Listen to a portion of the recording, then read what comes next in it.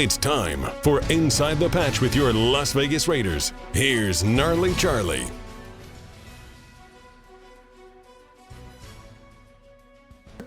And, of course, Fresno Rack and Shelving, nice rack.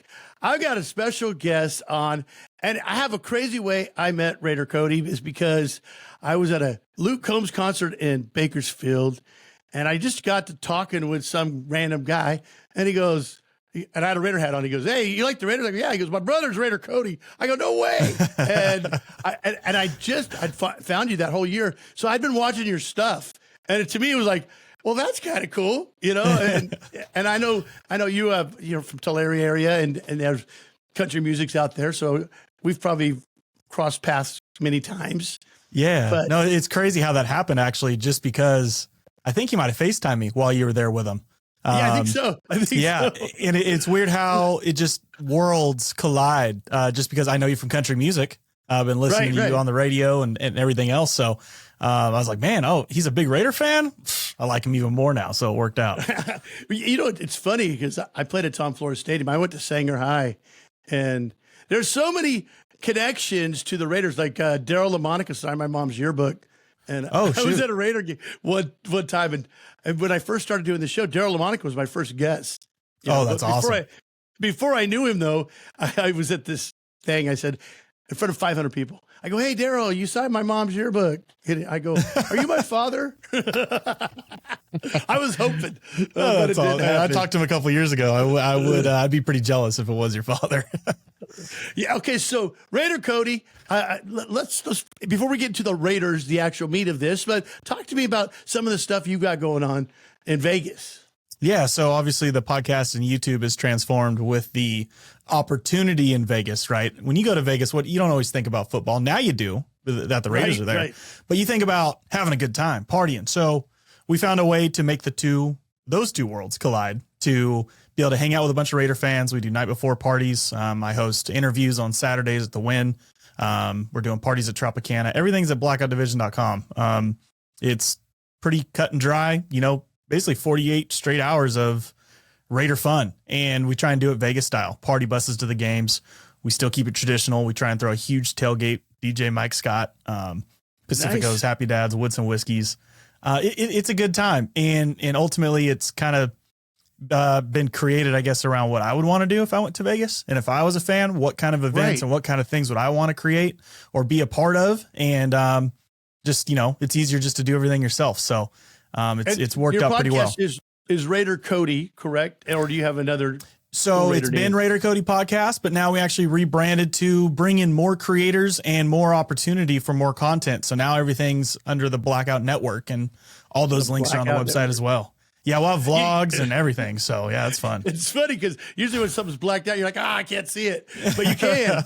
You can see this. So Blackout Network, and check that out. Okay, a couple of things. One, I feel bad for New York, who spent all that money for a Josh Jacob jersey for the Statue of Liberty, number 28, and now he switched numbers. So yeah. What are they going to do? Are they going to? I saw something cool and just a random idea too, and I don't know that he'd be open to it. I believe it was Roquan Smith with the Ravens when he switched his number. He was like in the 40s or something. He switched to number 0 this year. So he hosted like a free jersey exchange. If you bought his old jersey, you could bring it and he'd give you his new jersey. And then, you could pay for an autograph on top of that. So hopefully it'd be cool if Josh did something like that. But New York. Yeah, they're not probably getting that $5,000 jersey back. I'm thinking, it's another thing too. This is a pet peeve of mine. If you have a Raider jersey, but the guy's in the NFL on another team, you have to wait till he retires before you wear it again. I could see that because I was a huge Charles Woodson fan, and I had probably as a kid maybe like 4 or 5 of his jerseys. Right. I didn't touch him while he was with the Packers, but as soon as he came back, I already outgrew him anyway, so I couldn't put him back on. I love Khalil Mack, but I was like, dude, you shouldn't wear that until he's retired. I mean, I loved his Raider time. Speaking of jerseys, my wife, we have a jersey curse put on her, I think, at some point. I bought her a Woodson jersey. He announced his retirement that next season. Got her Amari Cooper. And then he was cut that season. Then we got a Michael Crabtree later in the year. He was traded, right? Michael Crabtree was cut after that season. We got her a Khalil Mack jersey in the off season. It arrived on our doorstep 3 hours after the trade announcement. And then I just got her, and this is probably my fault because I knew this existed. Josh Jacobs got her a Josh Jacobs jersey, number 28, signed to her. Luckily, all he did was change numbers. But at first I'm thinking, dude, if he doesn't play for the Raiders, this jersey curse is real. Well, do coaches have jerseys? Can you get Josh McDaniel one? We can probably create a custom one. Oh, okay. So here's my thing. I'm your typical Raider fan. Every season before, I mean, especially last year, I thought, oh, we're going to be great. Super Bowl. Great. Yeah. But I also don't want to be too overly negative. So I want to focus on some of the positive stuff. But you know, right now we are in first place of the AFC West. So yeah, we haven't lost a game. Yeah. Yeah. So I like that part about it. And I don't know. So I come at this from a fan. I did realize over the offseason that I don't have any decisions to help. I don't get to make any decisions for the Raiders. I don't get to pick anything. And so I just need to shut up and root and cheer because that's all I get to do. And which is fine. I like that. Yeah. But so I don't know. Tell me your thoughts of this season and where you're feeling and make me feel good about it. I don't know how much of that I can do. I mean, luckily we're 3 days or whatever from or a couple days from, our home opener or season opener. And that's always exciting. Always, every Sunday I wake up, thinking we're going to get a win. No matter our record, we could be 0-10. We've seen that in the past. Last year for me was just like you said, going into it, we're thinking Super Bowl. We're thinking we're going to be great. We're at least going to be in the playoffs and be a contender. We thought we had all the pieces, right? We took a playoff team, added Devontae Adams. What could be better? 2 Fresno State guys connecting again, and the chemistry would be there. Perfect. Last season was probably, I would say, at least for me as a fan, as much as I've been invested, the most disappointing season, at least based on just pure results, not things out of our control, right? We had 2016, but that was, injury based on a team that was healthy and had generally no excuse, just they didn't play well. That was probably my most disappointing season as a Raider fan. So going into this year, it took until maybe a few weeks ago to get really excited and on board with them again. And maybe it was the preseason play, right? Which is super deceiving. I mean, we had once the Ravens lost after 27 straight wins, we had the most preseason win streak, 6 or going on to 7. Then we lost that last one, but I can't provide too much more hope for you other than my expectations are really low, and maybe that's a good thing. Maybe I need to be wrong, for us to win, and that's cool. And I think it's all of us too as a fan base, right? Derek Carr leaving was a big deal, even though before the situation, I thought it was, bound to happen and probably needed to happen. Just based on he's probably just sick and tired of it as well. So. Yeah, I mean, Jimmy G era is up in the air, but man, I still hold out this 9-10 win, sneak in the playoff hopes, and it's my toxic what's funny is before the Jimmy, I thought Jimmy G was not going to ever be a Raider because it just seemed like it was, but that's just listening to people guessing, Yeah. So in my mind, I go, how am I going to be okay with Tom Brady being the Raider quarterback? I was starting the process just in case somehow that happened. Yeah. And I did find a connection. Tom Brady's sister played softball at Fresno State. Oh, okay. So you made him like him a little bit. Come to Fresno. I'm trying to find anything because, he was just the enemy for so long, and now he's part ownership. I'm like, oh my gosh. Well, 7 years ago, he was traveling through California and stopped at Fresno. So yeah, we like him. Okay. So let's say I roll into Vegas. I know one thing that I think everyone should do. I'm sure you've taken a tour of Allegiant Stadium. Yes. That's awesome. I wish I would have did it in the John Gruden era because I missed the really cool, like the hologram that they did in the locker room, I guess. And they made you put all your phones away. So there's no video of it, but I guess I could imagine. I mean, you're sitting in a locker room, even though it's not the real John Gruden, getting talked to like a pregame speech and, getting people amped up for the season. That's the one part I missed. The tour. She took the tour the day he got fired. Oh, shoot. So that had to been awkward. She saw the hologram. No, they played it. It was like, but it was the day it all went down. And she goes, he can't be fired. He just talked to me in the locker room. He was just there. I mean, it's just, yeah. I mean, that's one thing, but some of the other things, like if you're coming from Fresno, what should I roll in Thursday? What's the best way to experience the Raiders in your opinion? I think Friday's the easiest because, I mean, it depends on how long you want to make your weekend. Right. Vegas, the prices, the hotel rooms, everything's going up. So, obviously you want to fit within your budget. I actually do Vegas a little different. I've been there enough now to where I avoid the strip. I avoid walking. I avoid all the typical Vegas stuff you do. I mean, hey, if you like to go gamble, then find yourself a nice casino and camp there. But I like to find giant plastic slushy. You don't wear it around your neck. No, I don't. No, that's not me for sure.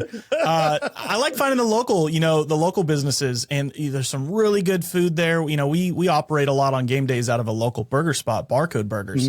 Probably the best burger I've ever had. And that's one of the reasons we stick with the location. Wow. And it's, every time I plan a Vegas trip, that's my first stop. Like I don't think of anything else but get into town. By the time I drive in 11, 12 o'clock in the morning, I'm hitting and getting a burger. So, what's it called again? Barcode Burgers. It's right off Flamingo. Barcode Burger. Yeah. 5 minutes off the strip. Good spot. And there's a lot of spots like that all over the place. So, finding some of the casinos that are just outside of the main hub, Virgin Hotels, really nice. They have a really great steakhouse in there.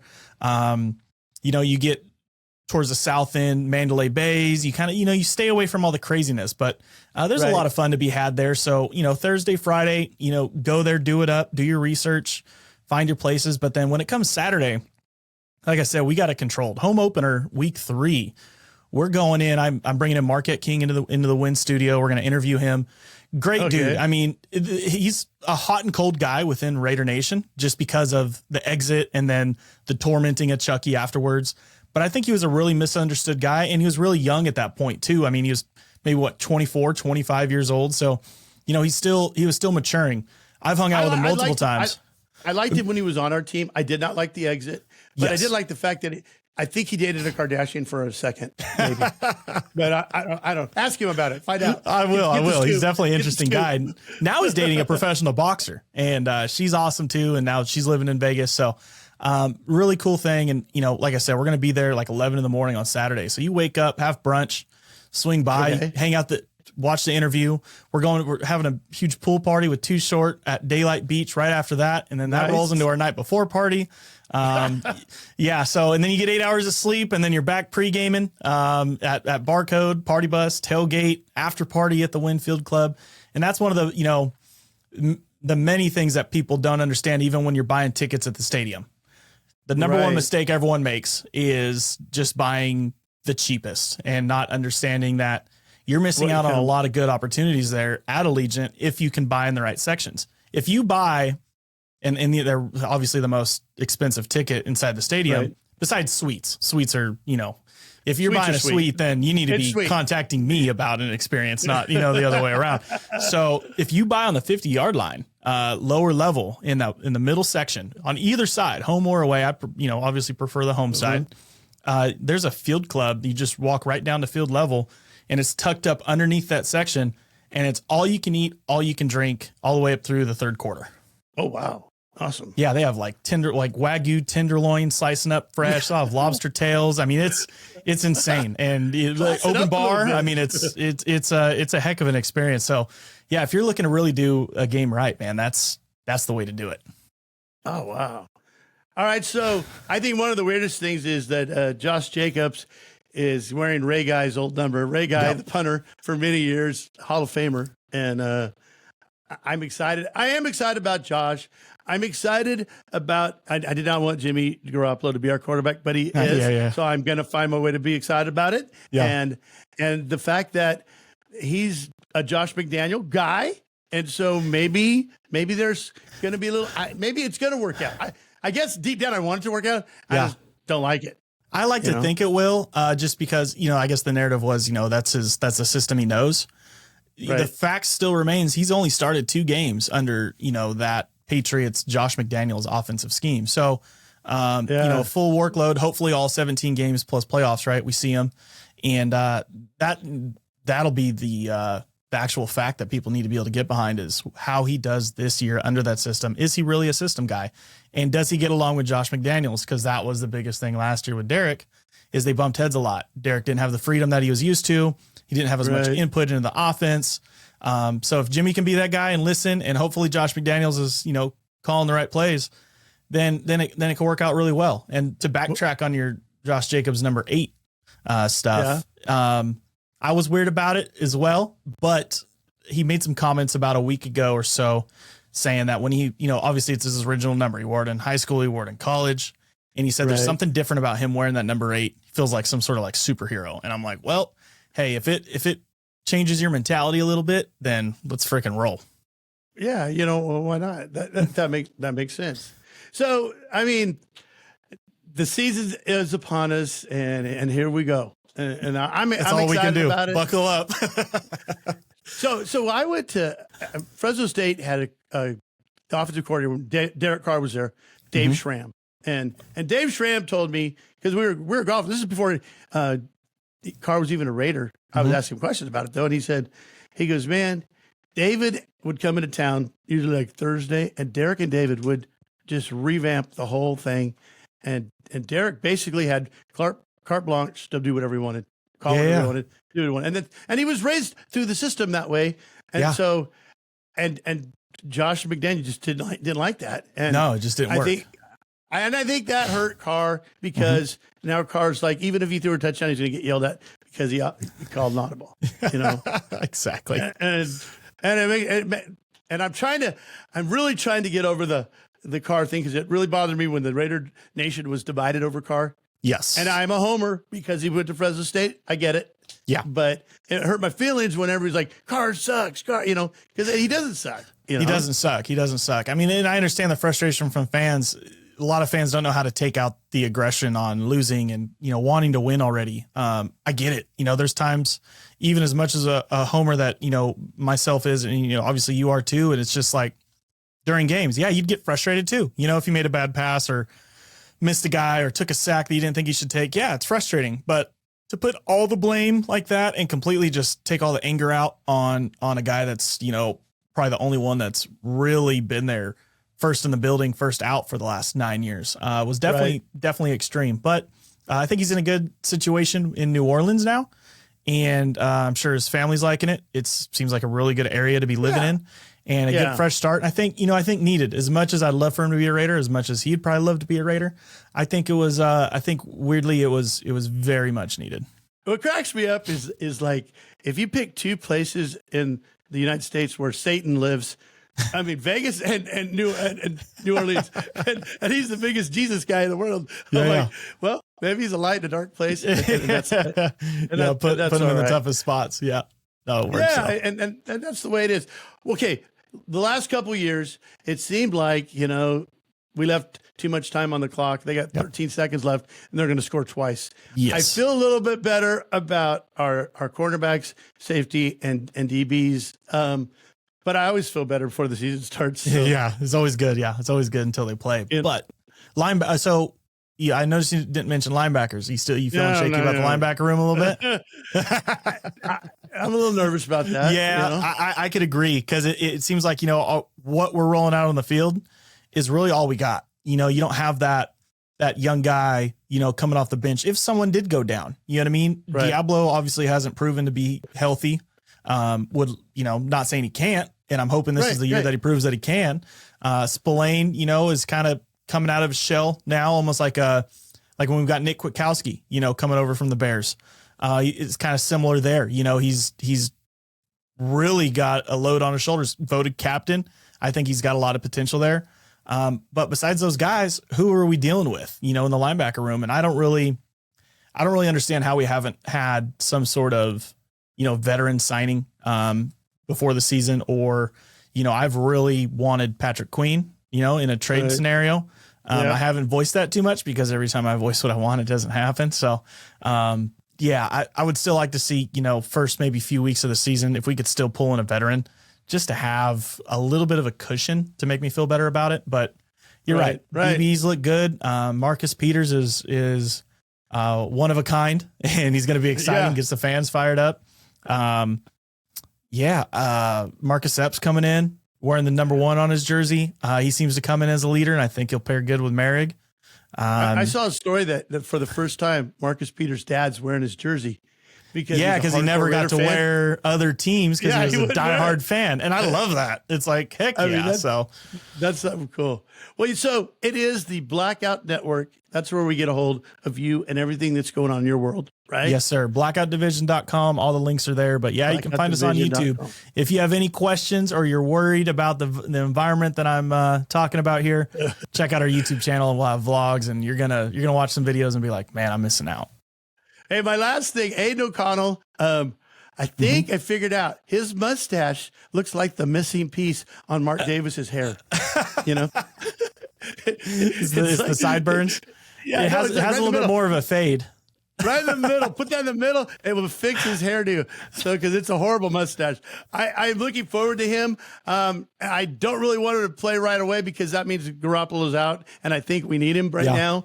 But I did like the way he looked. You know, he can be a good guy to develop. The number 4 situation at first rubbed me. I feel like we're talking about Derek Carr too much, but the situation rubbed me the wrong way. Like, okay, I don't know if that was I don't know if it was a good decision to be number 4. But then I learned a few weeks ago that it was the coaching staff that gave him the number, and I'm kind of like, oh, now I don't like the coaching staff because of it. You know what I mean? So that's what he said. He goes, they just gave to him. And why would you do that? Yeah, I don't know. Because people want to. So maybe so they could use some of the old clips with number 4 out there, and maybe people might not notice. I don't know. Hey, when I did the stadium walkthrough this offseason, it was still Derek Carr all over the highlights inside of the Mark Davis suite. I'm kind of like, man, we need to change those. But hey, it's gonna be, and someday he's gonna come back when he retires as a Raider. I know he will, and I hope that the Raider Nation puts their hands together and claps for him. Yeah, because he did. They should. I think they will. Social media perception of it is a lot different than the real, boots on the ground at the stadium. What the fans, they're spending money that are really committed to the team, not just, oh, I'm a Raider fan on social media, so I'm going to, put out my poor opinion on everything and make everything negative, right? So I think, in reality, the actual fan base as a whole gets behind, all the players that still support the team. And, that goes for a lot of them, unless your name's Warren Sapp or Randy Moss. There you go. Hey, Raider Cody, thank you so much for being on blackoutnetwork.com. That's how we find out everything about you, right? Yes, blackoutdivision.com. Blackoutdivision.com. I swear, by the end of the year, I will get that down. Blackoutdivision.com. All right, thanks so much. It's Inside the Patch. Go Raiders! Raiders! We'll be back with more Inside the Patch on 1430 ESPN, your official home of the Las Vegas Raiders.